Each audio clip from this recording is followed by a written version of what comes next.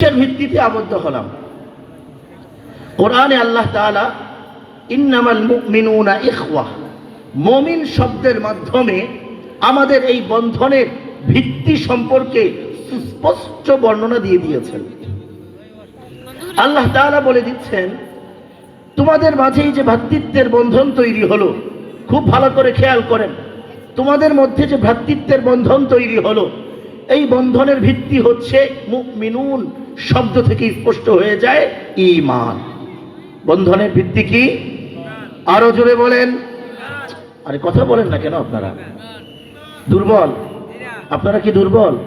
আমার সাথে কথা বলতে হবে, কারণ না হয় ভুলে যাবেন সব আলোচনা। আমার সাথে কথা বলতে হবে, পারবেন ইনশাআল্লাহ? আমাদের এই ভ্রাতৃত্বের বন্ধনের ভিত্তি হচ্ছে, আরো জোরে বলেন, আরো চিৎকার করে বলেন, ঈমান। এই ঈমান যে আমরা আনলাম, একটা কালিমার মাধ্যমে ঈমান এনেছি। পৃথিবীতে অনেক বাক্য আছে, অনেক কালিমা আছে, অনেক শব্দ আছে। ওই সব শব্দ সারাদিন জপলেও আপনি মুমিন হতে পারবেন না। মুমিন হওয়ার জন্য নির্ধারিত আল্লাহর পক্ষ থেকে একটা কালিমা, একটা বাক্য আছে। যদি ওই কালিমা, ওই বাক্য আপনি পড়েন, তাহলেই মুমিন হবেন।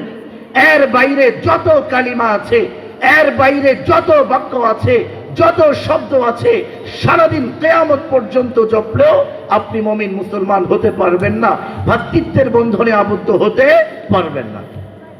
সেই শব্দ কি? সেই কালিমা কি? লা ইলাহা, লা ইলাহা, লা ইলাহা, লা ইলাহা। হচ্ছে না? হাত উঠান, হাত উঠান, মজবুত করে, এভাবে শক্ত করে সব শক্তিকে একত্রিত করেন, শরীরের সমস্ত শক্তিকে একত্রিত করেন। চিৎকার করে বলতে হবে আমার সাথে, হাত উঠান। সুশীলগিরি দেখাবেন না এখানে, সুশীলরা চলে যান প্রয়োজনে। হাত উঠান, চিৎকার করে বলতে হবে, লা তেরা মেরা রিশতা কিয়া লা ইলাহা। পারবো সবাই ইনশাআল্লাহ? তেরা মেরা রিশতা কিয়া, আরো চিৎকার করে বলতে হবে, তেরা মেরা রিশতা কিয়া, তেরা মেরা রিশতা কিয়া, তেরা মেরা রিশতা কিয়া, तेरा मेरा मकसद क्या, तेरा मेरा मकसद क्या, तेरा मेरा मतलब क्या, तेरा मेरा मतलब क्या। আমার আপনার সম্পর্ক লা ইলাহা, লা ইলাহা, লা ইলাহা, লা ইলাহা ইল্লাল্লাহর মাধ্যমে আমি আপনি একটা বন্ধনে আবদ্ধ হয়েছি। যেই বন্ধনের নাম ঈমান, যেই বন্ধনের নাম ইসলাম। আর যিনি এই কালিমা পড়েছেন তাকে বলে মুমিন কিংবা মুসলমান। আমরা যখন, হে বাচ্চারা একদম খামোশ, আমরা যখন এই কালিমা পড়ে আল্লাহর উপর ঈমান আনলাম, ইসলাম নামে এই ঘরের মধ্যে প্রবেশ করলাম, তখন আমাদের নাম হয়ে গিয়েছে মুসলমান। এবার আল্লাহর পক্ষ থেকে ইসলাম নামক একটা ঘরে যখন আমরা প্রবেশ করেছি, আল্লাহর পক্ষ থেকে আমাদের জন্য একের পর এক বার্তা, হুকুম, বিধান আসা শুরু হয়েছে। খুব ভালো করে খেয়াল করবেন কথাগুলো। আল্লাহ তাআলা প্রথম যে আয়াত, এই সম্পর্কে আমি তিলাওয়াত করব কোরআন থেকে। আল্লাহ তাআলা বলছেন, ওয়ামা খালাকনাস সামাআ ওয়াল আরদা ওয়ামা বাইনাহুমা বাতিলা। বিশাল আসমান, বিগাইরি আমাদিন তারাউনাহা, সেই আসমানের কোনো খুঁটি নেই। আল্লাহ রাব্বুল আলামিন খুঁটি ছাড়া বিশাল আসমানকে তৈরি করেছেন, জমিনকে তৈরি করেছেন। জমিনকে তৈরি করার পরে আল্লাহ রাব্বুল আলামিন জমিনের জন্য খুঁটি হিসাবে, স্তম্ভ হিসাবে পাহাড়কে তৈরি করলেন। একই সাথে দুইটা নিদর্শন আল্লাহ আমাকে আপনাকে দেখাচ্ছেন, চোখে আঙ্গুল দিয়ে দেখাচ্ছে, বান্দা দেখ, আমি আল্লাহ বিশাল আসমান তৈরি করেছি। কোরআনে বলে দিচ্ছি, বিগাইরি আমাদিন তারাউনাহা, সেই আসমানের কোনো খুঁটি নাই, তোমরা দেখতেই পাচ্ছ। আসমানের জন্য কোনো খুঁটি আমি বানাই নাই, কিন্তু সে আসমান কখনো ভেঙে তোমাদের মাথার উপর আজ পর্যন্ত পড়ে নাই, কিয়ামত পর্যন্ত পড়বে না। কিন্তু জমিনকে আমি বানানোর পরে একই জমিন, আসমানকে খুঁটি রাখলাম না, কিন্তু জমিনের জন্য স্তম্ভ বানায় রাখলাম, পাহাড় পর্বতকে বিভিন্ন জায়গায়। কারণ জমিনটা আমরা সবাই জানি, শিক্ষিত সমাজ জানি, জমিনটা পানির উপরে ভাসমান। পানি যদি পানির উপরে ভাসমান, যদি পানির উপরে আপনি একটা পাতা ছেড়ে দেন, কাগজ ছেড়ে দেন, ওই কাগজ কিংবা পাতাটা স্থির থাকে না। পানির স্রোত যেদিকে যায়, পাতাটা সেদিকে হেলতে দুলতে থাকে, কখনো ডানে, কখনো বামে, সামনে, পেছনে। এভাবে ওই জিনিসটা পানির উপরে দুদুল্যমান অবস্থায় থাকে, আল্লাহ তাআলা আমাদেরকে তার একটা কারিশমা দেখাচ্ছেন। দেখো, জমিন বানিয়েছি পানির উপরে, আমি আল্লাহ এই জমিনকে স্থির থাকার জন্য, স্থির রাখার জন্য তোমাদেরকে পাহাড় বানিয়ে দিয়েছি। ওই পাহাড় কেন বানাইলাম ভাইয়েরা আমার? পাহাড়কে এই জন্য বানিয়েছি, ওই পাহাড়ের মধ্যে কত রকমের রিজিক, নাজ ও নিয়ামত আল্লাহ রাব্বুল আলামিন আমাদের জন্য নির্ধারণ করে রেখেছেন। একদিকে নিদর্শন দেখাচ্ছেন, দেখো আমি যেমন খুঁটি ছাড়া আসমানকে তোমাদের মাথার উপরে রেখে দিতে পারি, ঠিক তেমনি ভাবে আমি খুঁটির সাহায্যেও, স্তম্ভের সাহায্যেও আমি জমিনকে স্থির রাখতে পারি। আরেকদিকে তোমাদের জন্য ফায়দা হচ্ছে ওই নাজ ও নিয়ামত, আল্লাহর কুদরত তোমরা দেখবা, সেখান থেকে তোমরা আল্লাহ রাব্বুল আলামিনের পরিচয় লাভ করবা। ঠিক না বেঠিক? আল্লাহ রাব্বুল আলামিন একই সাথে দুইটা নিয়ামত আমাদেরকে দেখাচ্ছেন, দুইটা কুদরত দেখাচ্ছেন। আমি খুঁটি ছাড়াও রাখতে পারি, খুঁটি দিয়াও রাখতে পারি, দুইটার উপরে আমি সক্ষম। এবার এই যে এত কিছু সৃষ্টি করলেন, মানুষকে সৃষ্টি করলেন, কোরআনে আল্লাহ তাআলা বলছেন ওয়াফি আনফুসিকুম আফালা তুবসিরুন, মানুষরে আমি যে তোমাকে দুনিয়াতে পাঠাইলাম, তোমাকে বানাইলাম, তুমি কি তোমার এই 3.5 হাত বডির মধ্যে দেখো না? ওয়াফি আনফুসিকুম, তোমার এই নফসের মধ্যে দেখো না? তোমার এই গঠনের মধ্যে দেখো না? তোমার 3.5 হাত এই শরীরের মধ্যে তুমি লক্ষ্য করে দেখো না? আফালা তুবসিরুন, যদি দেখতা তুমি আল্লাহ আমার, তুমি বান্দা এই জিসিম থেকে, এই শরীর থেকে, এই বডি থেকে, এই নিয়ামত থেকে রবের পরিচয় খুঁজে কিভাবে? এবার খুব সংক্ষেপে আমি আপনাকে শুধু আল্লাহর নিয়ামত বোঝানোর জন্য বলি। দেখেন, ছোট্ট একটা আমাদেরকে মুখ দিয়েছেন, ছোট্ট একটা জায়গার মধ্যে, ঠিক না? খেয়াল করেন, খুব বড় জায়গা নিয়ে করেছেন, কত সুন্দর কারুকাজ। মনে করেন আপনার এই যে এখানে নাক, মুখ, চোখ, পঞ্চ ইন্দ্রিয় সব এক জায়গার মধ্যে, একটা জায়গার মধ্যে না? পঞ্চ ইন্দ্রিয় মানে হচ্ছে আপনার, এটাকে আরবিতে হাওয়াসে খামসা বলে।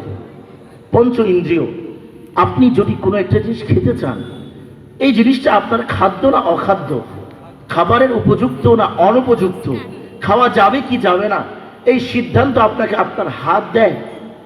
বলেন না কেন? আপনি একটা জিনিস খেতে পারবেন কি পারবেন না, সিদ্ধান্ত কি আপনার হাত জানায়?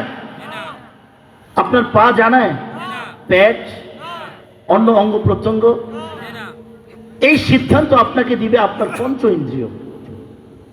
আপনি যখন খাবারটা তুলবেন, হাত তার শক্তি হচ্ছে এই খাবারটাকে পঞ্চ ইন্দ্রিয় পর্যন্ত পৌঁছে দেওয়া। পৌঁছে দেওয়ার পরে খাবেন না ফেলে দিবেন, ভিতরে খাবারটা দেওয়া ঢুকবে না বমি করে ফেলে চলে আসবে, সিদ্ধান্ত হাতের না, সিদ্ধান্ত কার? পঞ্চ ইন্দ্রিয়, মুখের না শুধু, পঞ্চ ইন্দ্রিয় কার? 5টা শক্তি আল্লাহ তাআলা এখানে রেখেছেন। কয়টা শক্তি? 5টা শক্তি। এই 5টা শক্তি সিদ্ধান্ত নিবে। প্রথমে চোখ দেখবে আপনি হাত দিয়ে কি উঠালেন, চোখ দেখবে, দেখার পরে চোখ সিদ্ধান্ত নিবে এই যে আপনি হাত দিয়ে উঠালেন, এটা কি বাজারের কোনো ভালো বিস্কিট নাকি গরুর সোনা? একদম খাঁটি বাংলায় বলতে গেলে, বুঝেন নাই? যদি হাত দিয়ে হাত উঠানোর পরে গরুর সোনা উঠাইলেন, আপনার চোখ দেখলো এটা গরুর সোনা, তখন আপনাকে চোখ অনুমতি দিবে খাওয়ার জন্য, না বলে ফেলে দাও? হাতকে সিদ্ধান্ত দিবে ফেলে দাও, হাতকে সিদ্ধান্ত দিবে ফেলে দাও। আপনি একটা বিস্কুট নিছেন, কি নিছেন? বিস্কুট দোকান থেকে কিনছেন, বিস্কুটটা হাতে নিলেন, হাতের সাহায্য পঞ্চ ইন্দ্রিয়ের কাছে নিলেন, চোখ দেখলো একটা বিস্কিট, খাওয়া যাবে, কিন্তু এককভাবে চোখ সিদ্ধান্ত দিতে পারবে না। খাওয়ার জন্য মুখের কাছে নিলেন, আপনার নাক তৎক্ষণাৎ সেকেন্ডের মধ্যে কাজ শুরু করে দিয়েছে, দেখ বিস্কিটটা ঠিক আছে কিনা, ঘ্রাণ গন্ধ, ঠিক না? যদি আপনার কাছে মনে হয় বিস্কিটটা মেয়াদ উত্তীর্ণ, মিষ্টি গন্ধ আসতেছে, মেয়াদ শেষ হয়ে গেছে, আরো 6 মাস আগে দোকানে রেখে দিছে, আপনিও দেখেন নাই, সেও দেখে নাই, বুঝে নাই, খেয়াল করে নাই, না চোখ কিন্তু আপনাকে অনুমতি দিয়েছে, ঠিক আছে সামনে নাও, আরেকটু কাছে নাও, নাক মুখ তোমাকে ভিতর থেকে অনুমতি দিলে খাও, কাছে নিয়েছে, না গন্ধ পেয়ে চিন্তা করলো, না তো এটা তো খাওয়া যাবে না, বিস্কিট ঠিক আছে কিন্তু এটা মেয়াদ উত্তীর্ণ, খাওয়া যাবে না। অনুমতি দিয়েছে না? অনুমতি দিয়েছে? দেয় নাই। কেন? মেয়াদ উত্তীর্ণ, খাওয়া যাবে না, আপনি ফেলে দিয়েছেন।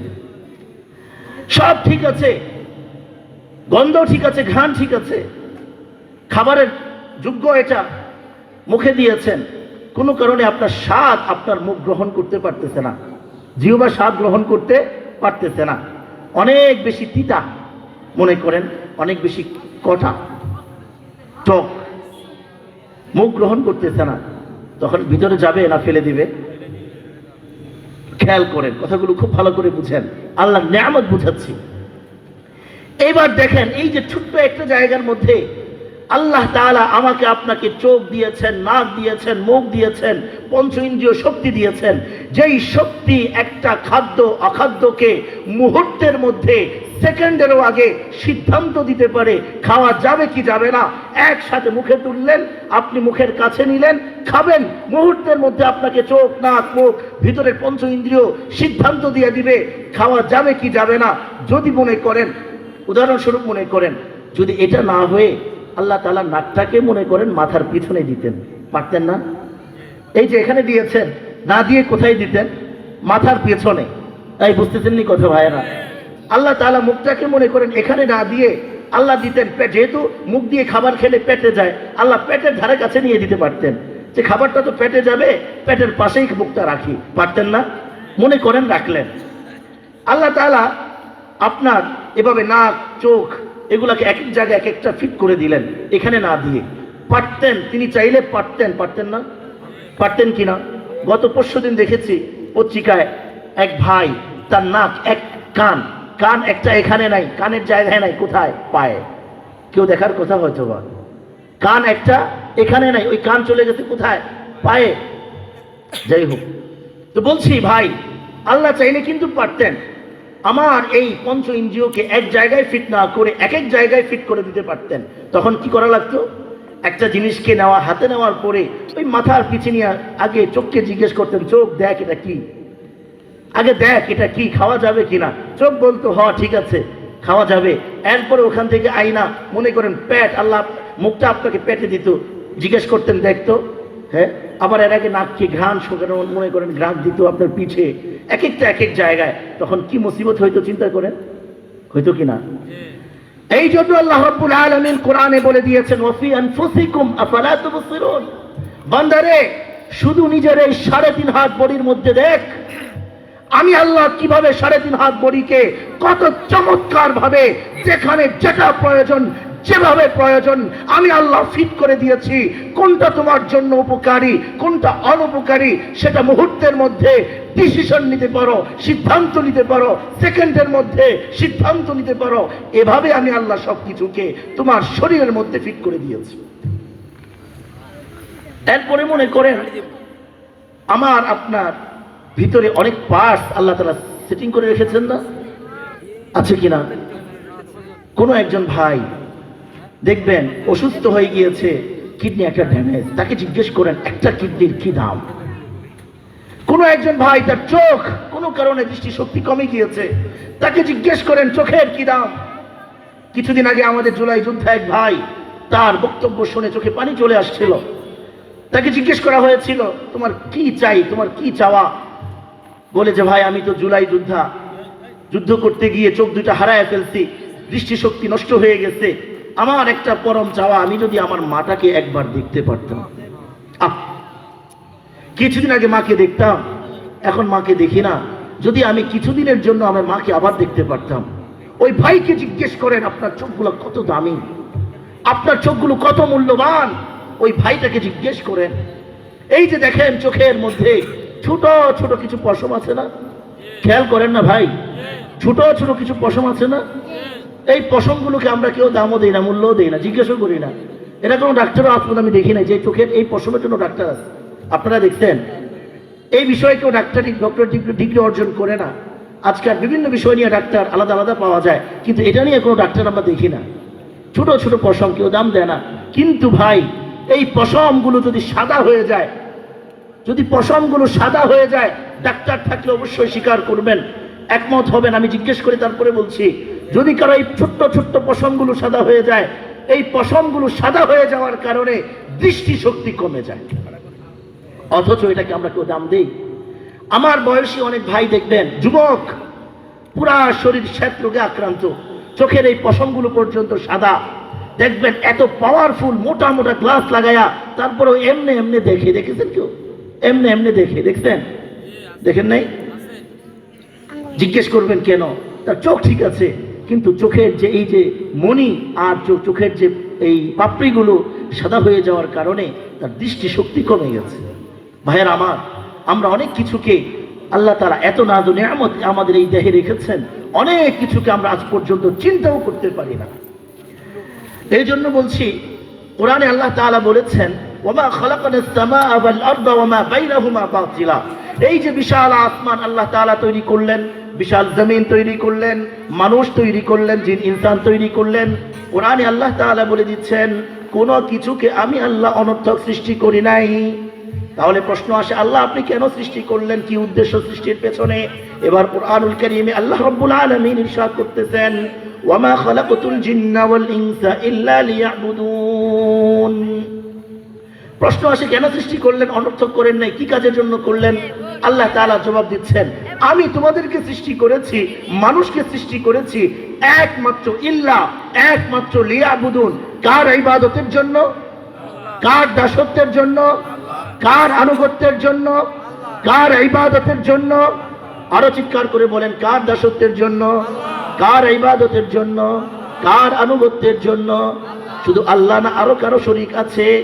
লা শারীকা লাহু ওয়া বিযালিকা উমিরতু। আল্লাহর সাথে কোনো অংশীদার নাই, কোনো শরীক নাই। এইজন্য এই আয়াতের মধ্যে আল্লাহ রাব্বুল আলামিন কালিমায়ে হাসর ইল্লা যুক্ত করে দিয়েছেন, একমাত্র আল্লাহর জন্য। ইবাদতের ক্ষেত্রে আল্লাহর সাথে কোনো শরীক, বিধানের ক্ষেত্রে আল্লাহর সাথে কোনো শরীক, বলেন না, হুকুমের ক্ষেত্রে আল্লাহর সাথে কোনো শরীক আছে? এবার সামনে চলেন। আল্লাহ আপনি তো বিধান দিলেন আল্লাহর আপনার দাসত্ব করার জন্য, আপনার ইবাদত বন্দিগি করার জন্য। প্রশ্ন আসে, আপনার দাসত্ব, আপনার বন্দিগি, আপনার ইবাদত কতটুকু করব? প্রশ্ন আসে কিনা? এই ভাইরা খেয়াল করেন, প্রশ্ন আসে কিনা?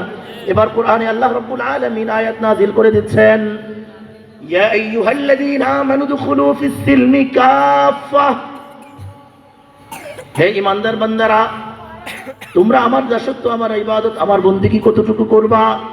আল্লাহ তাআলা বলে দিচ্ছেন, তোমার জীবনের প্রত্যেকটা সিদ্ধান্তে, তোমার জীবনের প্রত্যেকটা পদক্ষেপে, তোমার জীবনের প্রত্যেকটা উঠা বসায়, তোমার জীবনের প্রত্যেকটা কাজ করবে কাফাতান, পরিপূর্ণভাবে। দাসত্ব কতটুকু? বলেন না, দাসত্ব কতটুকু? পরিপূর্ণভাবে। কতটুকু? কি আপনারা কি দুর্বল মুসলমান নাকি ভাই? শুধু শুনলে হবে না, আমার সাথে বলতে হবে। শুধু আওয়াজ শুনলেন চলবে না, ওয়াজ শুনতে হবে, আমার সাথে বলতে হবে, না হয় আমি ওয়াজ করতে পারি না। আপনি পুরো আওয়াজ শুনবেন দীর্ঘ 6, 7, 8 ঘন্টা, জিজ্ঞেস করা হলে কি ওয়াজ শুনেছেন বলতে পারি না। এজন্য আমার সাথে সাথে বলবেন, তাহলে মনে থাকবে কি আলোচনা হয়েছে আজকে। তাহলে বলেন, আল্লাহর দাসত্ব কতটুকু করতে হবে? বলেন না, কতটুকু করতে হবে? পরিপূর্ণ করতে হবে। কতটুকু করতে হবে? কথা বলবেন নি আপনারা? হ্যাঁ, চিৎকার করে বলতে হবে। আল্লাহর দাসত্ব কতটুকু করতে হবে? আরো জোরে বলেন, কতটুকু করতে হবে? আরো চিৎকার করে বলেন, কতটুকু করতে হবে? পরিপূর্ণ দাসত্ব করতে হবে। তাহলে আমার আপনার ব্যক্তি জীবনে আল্লাহর দাসত্ব আছে না নাই? আমার আপনার পারিবারিক জীবনে আল্লাহর দাসত্ব আছে না নাই? আমার আপনার সামাজিক জীবনে আল্লাহর দাসত্ব আছে না নাই? কত আপনারা দিচ্ছেন খেয়াল করবেন। আমার আপনার রাষ্ট্রীয় জীবনে আল্লাহর দাসত্ব আছে না নাই? আমার আপনার রাজনৈতিক জীবনে আল্লাহর ইবাদত, দাসত্ব আছে না নাই? সর্বক্ষেত্রে আল্লাহর দাসত্ব, আল্লাহর ইবাদত, আল্লাহর বন্দিগি আছে। তাহলে সর্বক্ষেত্রে যদি আল্লাহর দাসত্ব, আল্লাহর বন্দিগি, আল্লাহর ইবাদত করতে হয়, আমাদেরকে সব বিষয়ে আল্লাহর বিধান সম্পর্কে জানতে হবে কিনা? আল্লাহর হুকুম সম্পর্কে জানতে হবে কিনা? যদি জানি তাহলেই তো আল্লাহর দাসত্ব করতে পারবো। যদি না জানি কিভাবে দাসত্ব করব? এখন মনে করেন একজন মানুষ নামাজ পড়ে না, এখন ওই মানুষটাকে যদি বলি ভাই নামাজ পড়েন, তাহলে আগে তাকে নামাজ শিখাইতে হবে কিনা? একজন মানুষ রোজা রাখে না, যদি তাকে বলি আল্লাহর বিধান রোজা আপনি রাখেন, তাহলে আগে তাকে রোজা শিখাইতে হবে কিনা? একজন মানুষ কখনো জীবনে যাকাত দেয় না, অথচ আল্লাহর বিধান, তাকে বললাম যাকাত দেন, আল্লাহর বিধান পালন করেন, আগে তাকে যাকাত দেওয়া শিখাইতে হবে কিনা? একজন মানুষকে বুঝাইলাম ভাই জমিনটা আল্লাহ, আল্লাহর জমিনে আল্লাহর দ্বীন প্রতিষ্ঠা করেন, আল্লাহর বিধান, কোরআনের বিধান, আল্লাহর দাসত্ব, আল্লাহর ইবাদত, এবার তাকে আল্লাহর জমিনে আল্লাহর দিন প্রতিষ্ঠা করা আগে বুঝাইতে হবে কিনা? বুঝানোর পরেই না সে আল্লাহর জমিনে আল্লাহর দিন প্রতিষ্ঠা করতে পারবে। যতই আমি বলি আল্লাহর জমিনে আল্লাহর দিন প্রতিষ্ঠা করেন, ওই ব্যক্তি আল্লাহর জমিনে আল্লাহর দিন প্রতিষ্ঠা সম্পর্কে বুঝলোই না, সে কিভাবে আল্লাহর জমিনে আল্লাহর দিন প্রতিষ্ঠা করবে? এই জন্য ভাইয়ের আমার, আল্লাহ তাআলা বলে দিচ্ছেন কোরআনে, তোমরা পরিপূর্ণ আমার দাসত্ব করো, পরিপূর্ণ ইবাদত করো, পরিপূর্ণ বন্দেগী করো। জীবনের প্রত্যেকটা সিদ্ধান্তে, প্রত্যেকটা ক্ষেত্রে, জীবনের প্রত্যেকটা বিষয়ে, তোমার জন্ম থেকে মৃত্যু পর্যন্ত, তোমার দুনিয়া থেকে কবর পর্যন্ত, তোমার দুনিয়াতে আসা থেকে কবরে শোয়া পর্যন্ত, প্রত্যেকটা সিদ্ধান্তে কার দাসত্ব করতে হবে, কার ইবাদত করতে হবে, কার আদর্শ বাস্তবায়ন করতে হবে? আল্লাহ তাআলা বলে দিচ্ছেন কোরআনে, ومن يتبع غير الاسلام دينا فلن يقبل منه। সময় অল্প, সংক্ষেপে আলোচনা শেষ করে দিব। যদি কোনো ব্যক্তি আল্লাহর দাসত্ব বাদ দিয়ে মনে করেন তার কাছে কোনো বিষয়টা, আল্লাহর প্রদত্ত বিধানটা ভালো লাগলো না, যেমন খুলে বলি, আমার আপনার এই দেশে একটা অর্থনৈতিক ব্যবস্থা আছে না নাই? অর্থনৈতিক ব্যবস্থা কি? একজন মানুষ কোত্থেকে আয় করবে, কিভাবে আয় করবে, কোথায় নিয়ে ব্যয় করবে, এটা হচ্ছে অর্থনৈতিক জীবন। ইসলাম শরীয়ত বলে, দ্বীন ও ইসলাম বলে, আল্লাহর বিধান বলে, একজন মুমিন মুসলমানের আয়টাও হতে হবে হালাল ভাবে, ব্যয়টাও হতে হবে হালাল ভাবে। শুধু আয় হালাল ভাবে হলো, ব্যয়টা হারাম ভাবে হলো, তাহলে ইসলামের আদর্শ অনুযায়ী, আল্লাহর বিধান অনুযায়ী হলো কিনা? বলেন না, হলো কিনা? উদাহরণ দিই, কোন একজন মসজিদের ইমাম সাহেব 5 ওয়াক্ত নামাজ পড়ান, মাস শেষে তাকে 15,000 20,000 টাকা বেতন দেওয়া হয়। তো বলেন তো, ইমাম সাহেব 5 ওয়াক্ত নামাজ পড়ায়া মাস শেষে যে বেতনটা পাচ্ছে, হালাল না হারাম? আরো জোরে বলেন না, হালাল না হারাম? হালাল। স্বীকার করেন আমার সাথে কথাগুলোকে। হালাল টাকাটা তিনি কষ্ট করে উপার্জন করলেন, করার পরে এই টাকাটা যদি আল্লাহ হেফাজত করেন, আল্লাহ মাফ করেন, ওই ইমাম সাহেব যদি এই টাকাটাকে কোনো একটা সিনেমা হলে গিয়ে টিকিট কাইটা ব্যয় করে, ব্যয়ের জায়গাটা হালাল না হারাম? এই টাকাটা যদি ইমাম সাহেব কোনো মানুষের কাছে সুদে লাগায়, হালাল না হারাম? ব্যয় করলো কিভাবে? হালাল ভাবে। ব্যয় করলো কিভাবে? হালাল ভাবে। আরে আফন, আয় করলো কিভাবে? হালাল ভাবে। ব্যয় করলো হারাম ভাবে। ঠিক উল্টা ধরেন, আমাদের সমাজে অনেক ভাই আছেন এরকম, সারা জীবন বিভিন্ন চাকরি বাকরি করছে, ঘুষ সুদ যা যখন যা মনে চাইছে ইচ্ছা মতো খাইছে, খায়া রিটায়ার্ড হয়ে এখন এলাকায় আসছে। আইসা তার কাছে মনে হইল যে আমার এলাকায় একটা মসজিদ করা দরকার। আছে না নাই? সারা জীবন সুদ ঘুষ সব খাইলো, হালাল হারাম টাকা 2 হাতে কামাইলো, দিন শেষে মরণের ভয় ভিতরে ঢুকছে। এবার আইসা বলে আমি একটা এতিমখানা করবো, একটা মসজিদ করবো। এলাকার মধ্যে আইসা 10 জন ডাক দিয়া সমাজের লোকজন একটা মসজিদ ভিত্তি স্থাপন করলো, মসজিদ তৈরি করলো, এতিমখানা বানাইলো, সামাজিক বিভিন্ন কাজকর্মে তিনি অনুদান দেওয়া শুরু করলেন। এবার আমি জিজ্ঞেস করি, তিনি যে সারা জীবন বিভিন্ন সুদ ঘুষ ইত্যাদি খাইলেন, হালাল না হারাম? আরো জোরে বলেন। এখন যে আইসা এতিমখানা বানাইলেন, মসজিদ বানাইলেন, হালাল না হারাম? আয়টা হয়েছে হারাম ভাবে, ব্যয়টা হচ্ছে কোথায়? হালাল জায়গায়। ব্যয়টা হচ্ছে কোথায়? হ্যাঁ, হালাল জায়গায়। শরীয়ত ইসলাম বলে আয় যদি আয় হালাল হয়, ব্যয় হারাম হয়, তাহলে এটাও আল্লাহর বিরুদ্ধাচরণ। যদি আয়টা হারাম হয়, ব্যয়টা হালাল হয়, ওইটাও আল্লাহর বিরুদ্ধাচরণ। উভয়টা সঠিক হতে হবে, আয় হতে হবে হালাল ভাবে, ব্যয় হতে হবে হালাল ভাবে। যদি উভয়টা ঠিক থাকে তাহলে এটা আল্লাহ প্রদত্ত অর্থনৈতিক ব্যবস্থা ঠিক মতো আছে, ঠিক না?